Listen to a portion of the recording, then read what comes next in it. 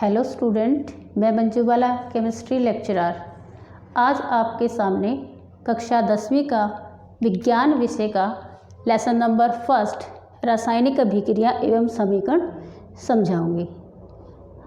रासायनिक अभिक्रिया को हमें समझने की आवश्यकता क्यों होती है? हम देखते हैं कि हमारे चारों तरफ विभिन्न प्रकार की रासायनिक अभिक्रिया दैनिक जीवन में होती हैं। तो जैसे हम देखते हैं भोजन का पाचन, श्वसन, लोहे पर जंग लगना, दूध से दही का बनना इत्यादि अनेक रासायनिक अभिक्रिया हमारे दैनिक जीवन में होती हैं। इस प्रकार हम अन्य भी रासायनिक अभिक्रिया के उदाहरण देख सकते हैं। सबसे पहले अब हम समझते हैं कि रासायनिक अभिक्रिया होती क्या है। रासायनिक अभिक्रिया जब भी किसी पदार्थ में कोई रासायनिक परिवर्तन के कारण नए गुण धर्म वाले पदार्थ का निर्माण होता है, उसे हम रासायनिक अभिक्रिया कहते हैं। इसे हम एक उदाहरण से समझ सकते हैं।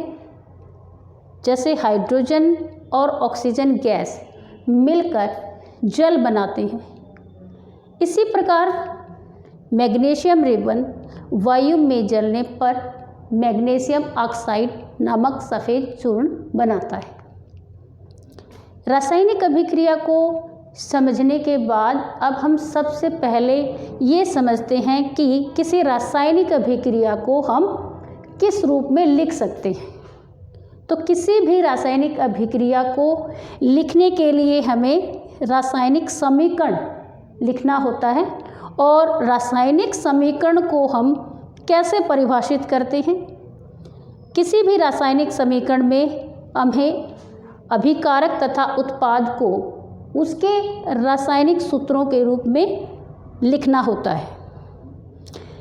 रासायनिक समीकरण को लिखते वक्त हमें अभिकारक को लेफ्ट हैंड साइड में लिखना होता है और जो नए उत्पाद बनते हैं उनको हमें राइट हैंड साइड में लिखना होता है। तो आइए सबसे पहले समझें कि अभिकारक जो हमने वर्ड यूज किया है उसका मतलब क्या है। अभिकारक हम उन पदार्थों को कहते हैं जो कि रासायनिक अभिक्रिया में भाग लेती हैं। और उत्पाद वो पदार्थ होते हैं जो रासायनिक अभिक्रिया के दौरान नए बनते हैं। इसी प्रकार हमने जो अभी यहाँ रासायनिक अभिक्रिया देखी है, हाइड्रोजन और ऑक्सीजन गैस मिल करके जल बनाते हैं। इस अभिक्रिया के लिए हम रासायनिक समीकरण को इस प्रकार लिख सकते हैं।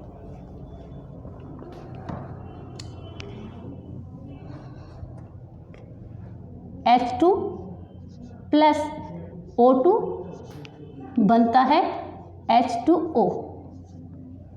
और इसी प्रकार अगली अभिक्रिया जिसमें मैग्नीशियम रिबन वायु में जलने पर मैग्नीशियम ऑक्साइड बनाता है, इस अभिक्रिया को हम लिख सकते हैं Mg प्लस O2 बनता है MgO। इस प्रकार ये समीकरण अभी पूर्ण नहीं है, क्योंकि किसी भी रासायनिक समीकरण को लिखते समय हमें उसके पदार्थों की भौतिक अवस्था को भी प्रदर्शित करना होता है। पदार्थ की भौतिक अवस्था, जैसे कोई पदार्थ ठोस यानी सॉलिड है, उसके लिए हम S लिखेंगे। और यदि कोई पदार्थ द्रव अथवा लिक्विड है, उसके लिए हम L लिखेंगे। और इसी प्रकार यदि कोई पदार्थ गैस है तो उसके लिए हम G लिखेंगे। यदि किसी पदार्थ का जलीय विलयन है तो उसके लिए हम AQ यानी एक्वस लिखेंगे। इस प्रकार इन समीकरणों को हम इनकी भौतिक अवस्था के साथ लिख करके पूरा कर सकते हैं। हाइड्रोजन जो कि गैस है, इसके लिए हम यहाँ G लिखेंगे। ऑक्सीजन ये भी एक गैस है, इसके लिए हम यहाँ पे G लिखेंगे। वाटर ये एक लिक्विड है, इसके लिए हम यहाँ पर L लिखेंगे। इसी प्रकार अगली अभिक्रिया में मैग्नीशियम जो एक ठोस है, इसके लिए हम S लिखेंगे। और ऑक्सीजन जो कि एक गैस है, इसके लिए हम G लिखेंगे। और मैग्नीशियम ऑक्साइड यह भी एक ठोस पदार्थ है, इसके लिए हम ऐसे लिखेंगे। इस प्रकार हम इन अभिक्रियाओं में कुछ और भी प्रदर्शित करने की हमें आवश्यकता होती है। कई बार कुछ रासायनिक अभिक्रियाओं विशेष परिस्थितियों में ही संपन्न होती हैं, तो ऐसे केस में हमें रासायनिक अभिक्रियाओं की उन विशेष परिस्थितियों को भी दर्शाना होता है।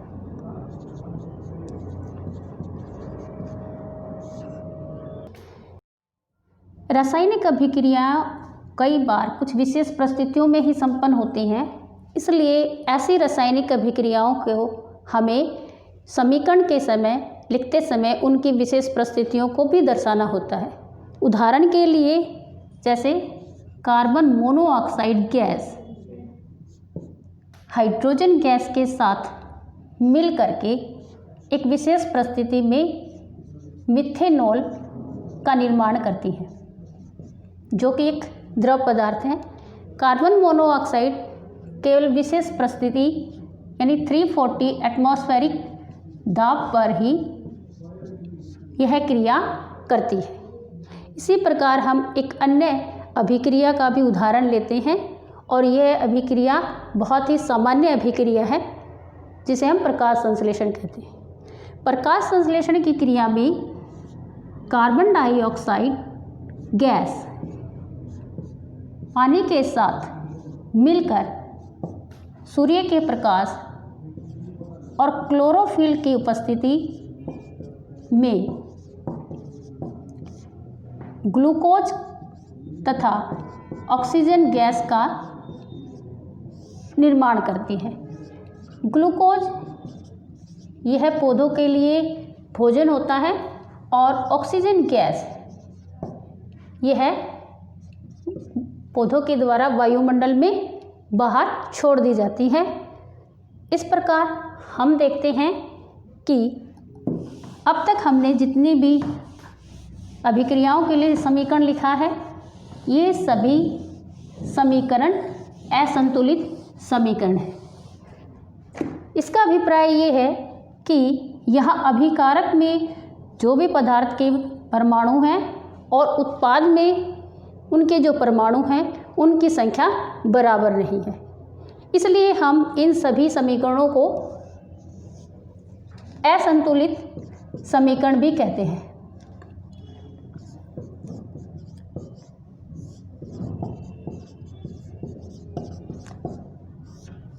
इन असंतुलित समीकरणों को हम कंकाली समीकरण कहते हैं, परंतु कोई भी समीकरण असंतुलित रूप में सही नहीं होता, इसलिए हमें समीकरणों को संतुलित करने की आवश्यकता होती है। तो कोई भी समीकरण जो है वो हमें संतुलित करना चाहिए। आइए जानें कि किसी भी समीकरण को संतुलित करने की आवश्यकता क्यों होती है। हमने 9th क्लास में द्रव्यमान संरक्षण का नियम पढ़ा था, और इस नियम के अनुसार कि किसी भी रासायनिक अभिक्रिया में न तो कोई द्रव्यमान उत्पन्न होता है और न ही नष्ट होता है।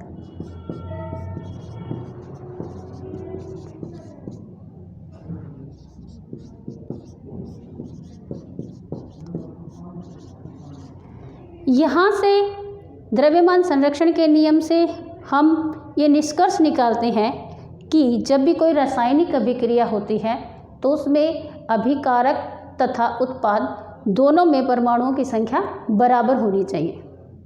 इसलिए हमें किसी भी समीकरण को संतुलित करने की आवश्यकता होती है। जब तक कोई समीकरण संतुलित नहीं होता तब तक वह समीकरण सही नहीं होता। आइए अब हम जानें कि किसी भी समीकरण को संतुलित कैसे किया जाता है। स्टूडेंट्स, आइए अब हम समझते हैं कि किसी भी रासायनिक समीकरण को संतुलित किस प्रकार किया जाता है। तो किसी भी समीकरण को संतुलित करने से पहले हमें एक इस प्रकार सारणी तैयार करनी होती है और इस सारणी में हम तत्व, अभिकारक तथा उत्पाद लिखते हैं। तत्व के नीचे हम उन सभी तत्वों को लिखते हैं जो इस रासायनिक समीकरण के अंदर दिए होते हैं। जैसे यहाँ इस समीकरण में जो तत्व हैं आयरन, हाइड्रोजन, ऑक्सीजन, तो इन सभी तत्वों को मैंने तत्व वाले लाइन में लिखा है। अब अभिकारक तथा उत्पाद, इन लाइनों में हमें इन सभी तत्वों के परमाणुओं की संख्या लिखनी है। तो सबसे पहले हम देखते हैं कि यहाँ अभिकारक की तरफ आयरन परमाणु की संख्या 1 है, तो यहाँ पर हम 1 लिखते हैं। इसी प्रकार अभी उत्पाद में आयरन तत्व के परमाणु की संख्या 3 है, तो यहाँ पर 3 लिखते हैं। अब आगे हम देखते हैं ऑक्सीजन। अभिकारक में ऑक्सीजन परमाणु की संख्या 1 है और उत्पाद में ऑक्सीजन परमाणु की संख्या 4 है। इसी प्रकार हाइड्रोजन तत्व की अभिकारक में परमाणुओं की संख्या 2 है और उत्पाद में भी हाइड्रोजन परमाणु की संख्या 2 है। इस प्रकार इस सारणी को पूरा करने के बाद जो सबसे पहला चरण है, इसके अंदर हमें जो भी समीकरण के संकेत और सूत्र हैं उन सभी को ब्रैकेट में लिखना होता है। ब्रैकेट में लिखने का अभिप्राय ये है कि हम इन संकेतों या सूत्रों में किसी प्रकार का कोई परिवर्तन नहीं करेंगे। अगर हम किसी संख्या को संतुलित करते वक्त सूत्रों के बीच में लिख देते हैं तो समीकरण गलत हो जाता है। इसके बाद अगले चरण में हम हाइड्रोजन और ऑक्सीजन तत्व को छोड़कर जो अन्य तत्व समीकरण में होते हैं उनको हम सबसे पहले बराबर करते हैं। तो यहाँ पर इस समीकरण में हाइड्रोजन और ऑक्सीजन को छोड़कर जो लौह तत्व है इसको हम बराबर करेंगे। आइए देखते हैं। अभिकारक में आयरन तत्व के परमाणु की संख्या 1 है परंतु उत्पाद में 3 है। तो यहाँ पर यदि हम अभिकारक में इसको 3 से मल्टीप्लाई कर देते हैं तो इस प्रकार आयरन तत्व के परमाणु की संख्या दोनों तरफ बराबर हो जाएगी। जिस संख्या से हम गुणा करते हैं उस संख्या को हम ब्रैकेट के आगे लिखते हैं। जैसे यहाँ पर 3 से हमने आयरन को मल्टीप्लाई किया था तो इस 3 को हम यहाँ पे लिखेंगे और इस प्रकार बाकी समीकरण को हम एज इट इज लिख देंगे। अब हम अगले स्टेप में ऑक्सीजन के परमाणु की संख्या को बैलेंस करेंगे। इसके लिए हम देखते हैं कि ऑक्सीजन परमाणु अभिकारक में इसकी संख्या 1 है परंतु उत्पाद में 4 है। तो इस प्रकार हम अभिकारक में ऑक्सीजन परमाणु के लिए 4 से मल्टीप्लाई करेंगे तो दोनों तरफ ऑक्सीजन परमाणु की संख्या बराबर हो जाएगी। इसके लिए हम अभिकारक की तरफ जहाँ पर ऑक्सीजन, जिस भी अभिकारक में ऑक्सीजन है, यहाँ H2O में ऑक्सीजन है तो यहाँ पर इस 4 को इसके आगे लेते हैं और इस प्रकार बाकी समीकरण को हम एज इट इज़ लिखते हैं और ऑक्सीजन की परमाणु की संख्या दोनों तरफ बराबर हो गई। अब अगले चरण में हम लेते हैं हाइड्रोजन के परमाणु की संख्या।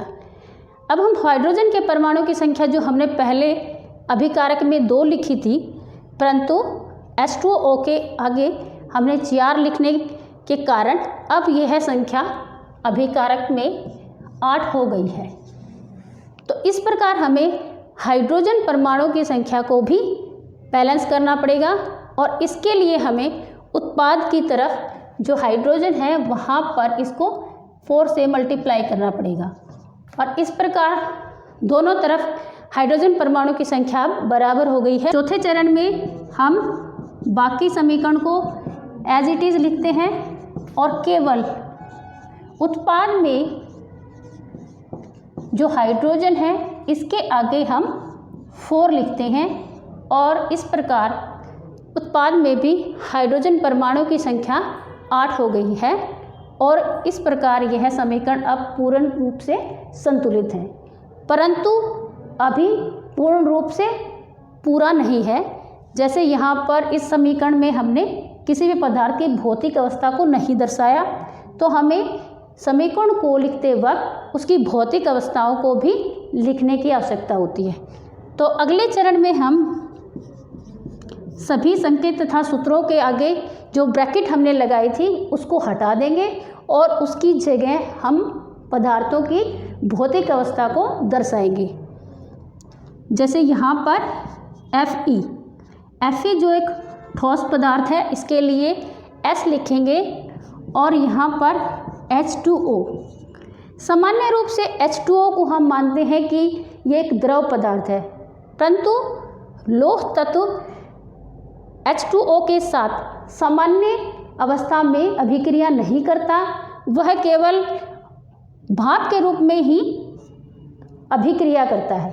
इसलिए यहाँ पर हम H2O के पास G लिखेंगे क्योंकि यहाँ पर जो H2O है वो भाप के रूप में है और इस प्रकार Fe3O4 यह एक ठोस पदार्थ है और हाइड्रोजन गैस जो है वो एक गैस है और इसलिए यहाँ पर हम G लिखेंगे। इस प्रकार हम एक अन्य समीकरण को भी संतुलित करना सीखते हैं। उदाहरण के लिए जब मैग्नीशियम रिबन को ऑक्सीजन में जलाया जाता है तो मैग्नीशियम ऑक्साइड बनती है। तो ये आपका जो है उदाहरण नंबर 2। इस अभिक्रिया में केवल 2 ही तत्व हैं, तो इस अभिक्रिया को संतुलित करना बहुत ही आसान है। तो यहाँ पर हमने वही सारणी बनाई है, इसमें तत्व, अभिकारक और उत्पाद इनको लिखा है। साथ में हमने तत्वों के नीचे उन सभी तत्वों को लिखते हैं जो कि इस समीकरण में मौजूद हैं। तो यहाँ पर मैग्नीशियम और ऑक्सीजन केवल 2 ही तत्व हैं। अब हम अभिकारक और उत्पाद में हम इनके परमाणुओं की संख्या लिखते हैं। अभिकारक में हम देखते हैं मैग्नीशियम के परमाणु की संख्या 1 है और ऐसे ही उत्पाद में भी मैग्नीशियम परमाणु की संख्या 1 है। अब अभिकारक में देखते हैं कि ऑक्सीजन परमाणु की संख्या 2 है, परंतु उत्पाद में ऑक्सीजन के परमाणु की संख्या 1 है। अब इस समीकरण को संतुलित करना बहुत ही आसान है। इसके पहले चरण में हम सभी तत्वों को एक ब्रैकेट में लिख देते हैं, जैसे Mg को O2 और MgO। ऑक्सीजन और हाइड्रोजन को छोड़कर यहाँ पर जो अन्य तत्व है वो है मैग्नीशियम। तो सबसे पहले हम मैग्नीशियम को देखते हैं, क्या हमें मैग्नीशियम को बैलेंस करने की ज़रूरत है। तो हम देखते हैं कि अभिकारक और उत्पाद में मैग्नीशियम परमाणु की संख्या बराबर है, अतः हमें इसे संतुलित करने की आवश्यकता नहीं है। फिर अगला जो तत्व है वो है ऑक्सीजन। ऑक्सीजन के परमाणु की संख्या अभिकारक तथा उत्पाद में अलग है, इसलिए हमें इसे बैलेंस करने की ज़रूरत है। तो हम देखते हैं कि हमारे अगले चरण में अगर हम उत्पाद में ऑक्सीजन के परमाणु की संख्या के साथ 2 को मल्टीप्लाई करते हैं तो हमारे ऑक्सीजन के परमाणु की संख्या भी बराबर हो जाती है और इस 2 को हमें उत्पाद की तरफ लिखना है और इस प्रकार से